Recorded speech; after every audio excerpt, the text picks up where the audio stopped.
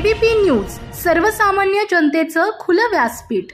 हिंदुस्थानातील थोर समाजसेवक नानजीभाई खिमजीभाई ठक्कर ठाणावाला यांनी गुढीपाडवा आणि नवीन वर्षाच्या निमित्ताने जनतेला हार्दिक शुभेच्छा दिल्या।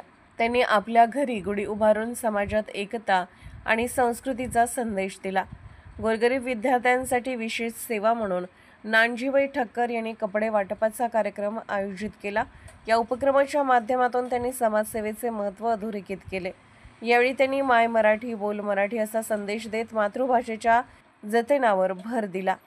कार्यक्रमाच्या शेवटी त्यांनी जय भगवानचा जयघोष करत सर्वांना पुढील वाटचालीसाठी शुभेच्छा दिल्या।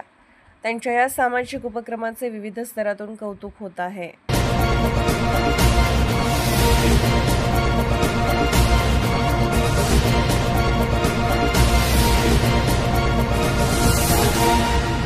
एबीपी न्यूज, सर्वसामान्य जनतेचं खुलं व्यासपीठ।